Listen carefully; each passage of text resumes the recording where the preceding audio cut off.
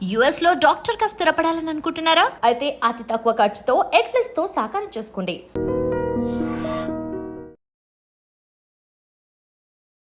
నమస్కారం, నా పేరు డాక్టర్ షగుఫ్తా. నేను న్యాచురోపతి డాక్టర్ని. ఎసిడిటీ ప్రాబ్లం అండి. కొంతమందికి చాలామంది వస్తుంటారు, మేడం నాకు హార్ట్లో ప్రాబ్లం ఏమైనా అనిపిస్తుంది, లేదంటే నా హార్ట్ బీట్ నాకే వినిపిస్తుంది, లేదంటే కొంతమంది సో ఏదైనా తిన్న వెంటనే పుల్లటి తేనుపులు బయటికి బాగా ఎక్కువగా అనిపిస్తున్నాయి మేడం, లేదంటే గ్యాసెస్ రిలీజ్ అవుతున్నాయి, సో మౌత్ నుంచి smell different kind of smell వస్తుంది, అండ్ బాడీలో కూడా డిఫరెంట్ కైండ్ ఆఫ్ స్మెల్ వస్తుంది అని ఇన్ని రకాల కంప్లైంట్స్ తీసుకొని వస్తుంటారు. నేను ఒకటే అంటాను, మీరు ఏ టైంకి తింటున్నారు ఫుడ్ అని ఫస్ట్ అడుగుతాను. అంటే వాళ్ళందరూ రకరకాల డిసీజెస్తో పాటు అది ఆ కంప్లైంట్స్తో పాటు ఈ ప్రాబ్లం ఉందేమో అని చెప్పి వచ్చేస్తారు మా దగ్గర.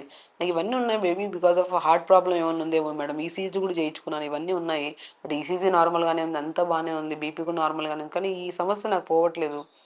నేను రెగ్యులర్గా మా గ్యాస్ట్రిక్ ట్యాబ్లెట్ కూడా వేసుకుంటున్నాను, వేసుకున్నంతసేపు బాగానే ఉంటుంది, తర్వాత అసలు మళ్ళీ ఇంకా అలాగే ఉంది, దీనికి ఏమైనా పర్మనెంట్ సొల్యూషన్ ఉందా అంటుంటారు.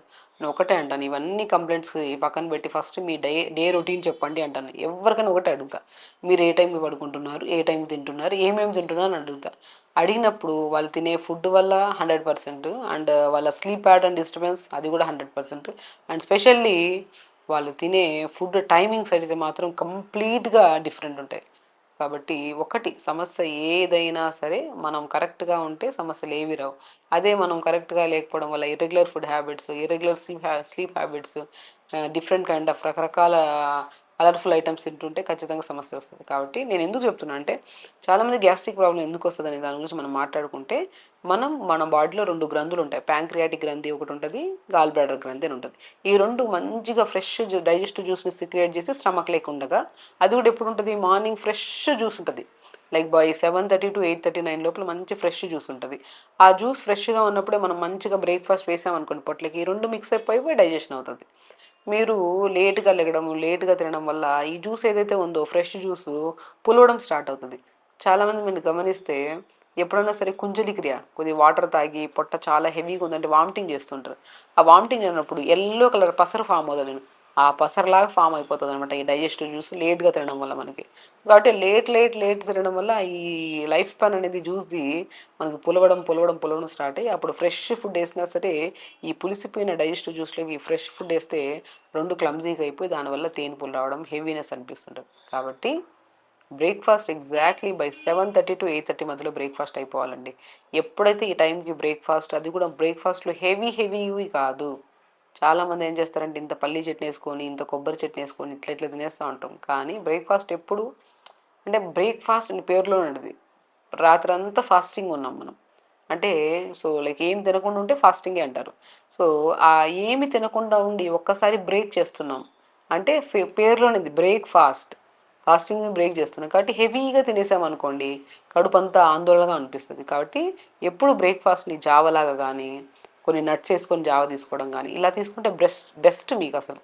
రాగి జావ కానీ, జొన్న జావ కానీ, తోటకూర విత్తనాలు ఉంటారు, అమరాన్ సీడ్స్ జావ కానీ, సో ఇలాంటిది. లేదంటే ఇంకా బెస్ట్, నైట్ ఏదైనా మిగిలింది అనుకోండి ఇంత అన్నము, ఆ అన్నంలో కొద్దిగా పాలు, కొద్దిగా కర్డ్ వేసి పెట్టేస్తే మార్నింగ్ లేచాక మంచిగా ఆ మజ్జిగనం ఉంటుంది కదా, దాన్ని గంజన్నం అంటారు, గంజితో కూడా చేస్తారు, అదే మంచిగా స్మాష్ చేసుకొని పొద్దున్నే మంచిగా హ్యాపీగా తాగేసేయండి గంజన్నం.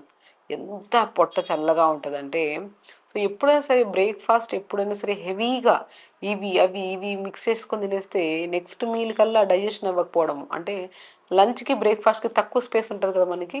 బ్రేక్ఫాస్ట్ బై 7:30 to 8:30 మొదలు తింటే లంచ్ 12:30కిలా తినేస్తాం. సో తక్కువ స్పేస్ ఉండడం వల్ల మనకి డైజెషన్ బ్రేక్ఫాస్ట్ అవ్వకపోవడం వల్ల లంచ్ హెవీగా అయిపోయి, లంచ్ డైజెషన్ కాకపోవడం వల్ల డిన్నర్కి వచ్చాక ఇంకా హెవీగా అయిపోయి బరువు పెరిగిపోవడం, గ్యాసెస్ రిలీజ్ అవ్వడం, లోపలికి మొత్తం ఏదో ఆందోళనగా అనిపిస్తుంటుంది. అంటే బ్రేక్ఫాస్ట్ ఎప్పుడు లైట్ బ్రేక్ఫాస్ట్ ఉండాలి, లైక్ ఎలాగా జావలు, రాగి జావ కానీ, జొన్న జావ కానీ, సజ్జ జావ కానీ, అమ్రాన్ సీడ్స్ అంటే తోటకూర విత్తనాల జావ కానీ ఇవి తీసుకుంటే హెవీగా ఉండదు, లైట్గా ఉంటుంది, ఇంకా యాక్టివ్గా పని చేసుకోగలుగుతాం. మీరు ఎప్పుడైనా గమనించండి, జావ తాగిన తర్వాత నెక్స్ట్ మనం ఇమీడియట్ యాక్టివ్గా పని అన్నీ చేసుకోగలుగుతాం. అది హెవీగా 4 ఇడ్లీలు తిని ఇంత చట్నీ వేసుకుని తిన్నాం అనుకోండి, హెవీనెస్ ఉండడం వల్ల బ్రేక్ఫాస్ట్ అయిన వెంటనే నిద్ర వస్తుంది. బాగా గమనించండి, ఇడ్లీ కానీ దోశ కానీ తింటే మనకి ఇమీడియట్గా నిద్ర వచ్చినట్టు డ్రౌజీగా అనిపిస్తూ ఉంటుంది, అవునా కాదా? కాబట్టి ఎప్పుడు హెవీ మీల్స్ వద్దు, లైట్ జావలు తీసుకోండి, లేదంటే కొద్దిగా సలాడ్స్ లాంటివి తీసుకోండి. మార్నింగ్ బెస్ట్ అండి జావాలోకి కొన్ని pumpkin seeds powder, water melon seeds powder, pool makhana powder కలుపుకొని జావా తీసుకోండి. సో ఆ జావా స్మూత్గా ఉంటుంది కాబట్టి యాసిడ్ ప్రాబ్లం అనేది తగ్గిస్తుంది మనకి. లంచ్కి వచ్చిన తర్వాత ఇప్పుడు జావా తాగేస్తామని నట్స్ అన్నీ వేసుకొని మంచి ప్రోటీన్ కూడా ఉంటుంది జావలో, ఎందుకంటే నట్స్ వేసాం కదా. జావలో మనము మన రాగిలో అనే జొన్నలు అంత ఐరన్ ఉంటుంది, ఫైబర్ ఉంటుంది, కార్బోహైడ్రేట్ ఉంటుంది కాబట్టి ఆ బ్రేక్ఫాస్ట్ ఈజీగా డైజెషన్ అవుతుంది మనకి. అండ్ ఎప్పుడన్నా మధ్యలో ఆకలి వేస్తే ఒక జామకాయ కానీ లేదనుకోండి జీరా పుదీనా లైట్గా మరీచుకొని ఫిల్టర్ చేసుకొని తాగండి, చాలా గ్యాస్ట్రిక్ ప్రాబ్లం తగ్గిస్తుంది. లంచ్కి వచ్చాక తక్కువ రైస్ ఎక్కువ కర్రీస్ పెట్టుకొని తినాలి. బై 12:30 to 1:30 మధ్యలో అయిపోవాలి. బై 4 to 5 మధ్యలో ఏదన్నా, నేను చెప్తున్నాను గ్యాస్ట్రిక్ ప్రాబ్లం అధికంగా ఉంటే ఇప్పుడే వినండి, ఒక 1 లీటర్ వాటర్లో 1 స్పూన్ జీలకర్ర, 20 ఆకులు పుదీనా నీళ్ళలో వేసి లైట్గా మరిగించి ఫిల్టర్ చేసి పక్కన పెట్టుకొని కొద్ది తాగుతూ ఉండండి. జీరా పుదీనా వాటర్ అద్భుతంగా పనిచేస్తుంది గ్యాస్ట్రిక్ ప్రాబ్లంకి. లోపల బ్లోటింగ్ ఉన్నా, కడుపులో మంటగా అనిపిస్తున్నా, లేదంటే మోషన్ సరిగా రాకపోయినా, యాసిడ్స్ బాగా పైకి తన్నేస్తున్నా, బెస్ట్ థింగ్ ఏదైనా ఉందంటే పుదీనా జీలకర్ర వాటర్. అది తాగి చూడండి. విని వదిలేస్తాము, ఓ విన్నాంలే చేస్తామా, అసలు విని వదిలేయకండి. Very simple. ఎందుకంటే మేము ఎంతోమంది గ్యాస్ట్రిక్ ప్రాబ్లంతో ఫేస్ చేస్తున్న వాళ్ళకి నేను ఏదైనా ఫోన్ చేసినా మెసేజ్ చేసినా ఒకటే ఇమీడియట్ చెప్తా, అది తాగిన వెంటనే చాలా ఫ్రీ అయింది మేడం, పొట్ట చాలా హెవీగా అనిపించేది, ఫ్రీ అయింది. దాంతోపాటు ఒక టవల్ని నీళ్ళలో తడిపేసి, చన్నీళ్ళలో కానీ వేడి నీళ్ళలో కానీ తడిపేసి బాగా పిండేసి ఛాతీ భాగం నుంచి పొట్ట వరకు ఒక క్లాత్ వేసేసుకోండి. అది కూడా అద్భుతంగా పనిచేస్తుంది మీకు. హైడ్రోథెరపీ ట్రీట్మెంట్ యాక్చువల్లీ చెప్పాలంటే అది. సో డిన్నర్కి వచ్చాక లైట్ ఎర్లీ డిన్నర్స్ చేయడం, ఏదైనా ఎర్లీ డిన్నర్స్లో కూడా హెవీగా కాకుండా లైట్ ఫుడ్ తీసుకోవడం, కానీ కంపల్సరీ టైంకి తినడం చాలా ఇంపార్టెంట్. మార్నింగ్ బ్రేక్ఫాస్ట్, దాని తర్వాత మంచిగా జీరా పుదీనా వాటర్, తర్వాత లంచ్ మళ్ళీ జీరా పుదీనా వాటర్, దాంతోపాటు ఏదైనా స్వీట్ కార్న్ కానీ స్వీట్ పొటాటో కానీ ఏదైనా ఉంటే తీసుకొని డిన్నర్కి వచ్చాక లైట్ టిఫిన్స్ లాంటివి తీసుకోండి. సో ఇంతే, వెరీ సింపుల్. అండ్ పొద్దునే ఒకసారి పొట్ట మీద తడి క్లాత్, రాత్రి పడుకునే ముందు ఒకసారి తడి క్లాత్, ఇంతే చేయండి. అండ్ దాంతోపాటు ఒక ½ పాసిబిలిటీ ఉంటే మార్నింగ్ యోగా చేయండి. కంపల్సరీ అండి. యోగా అనేది నాట్ ఓన్లీ గ్యాస్ట్రిక్ ప్రాబ్లం కాదు, ఓవరాల్ బాడీలో ప్రతి న్యూ సెల్స్ని ఫామ్ చేయడానికి, ఎన్నో రకాల పెద్ద పెద్ద క్యాన్సర్స్ రాకుండా ఉండడానికి. ఒకటి కాదు, prevention is better than cure అంటాం న్యాచురోపతిలో. అంటే సమస్య రావడానికి ముందే మన బాడీని జాగ్రత్త పరచుకోవడం ఎలాగా, త్రూ యోగా ద్వారా. టైంకి ఫుడ్ తినడం వల్ల మంచిగా కొద్దిగా స్లీప్ ప్యాటర్న్ సెట్ చేసుకొని ఎర్లీ డిన్నర్స్ చేసే సమస్యలే ఉండవు. మనం ఎవరైనా సరే సమస్యతో ఇబ్బంది పడుతుంటే అరే ఈ సమస్య ఇట్లుంటుందా అని కూడా మనకు తెలియదు. అంత హెల్తీగా ఉండాలి ఎప్పుడు మనిషి. ఆ హెల్తీగా ఉండడానికి ఒకటి మనం టైంకి ఫుడ్ తినడం. క్రేవింగ్స్ అవి తినేయాలి ఇవి తినేయాలి, తినేస్తేనే బాధపడడం మనమే కదా. ఆ క్రేవింగ్స్ని కంట్రోల్ చేసుకుని టైంకి తింటూ హెల్తీగా లైఫ్ స్టైల్ని లీడ్ చేస్తే మాత్రం ఏ డాక్టర్ అవసరం కూడా ఉండదు. హెల్తీగా మనమే బాడీని మెయింటైన్ చేసుకుంటున్నాం కాబట్టి మనమే పెద్ద డాక్టర్.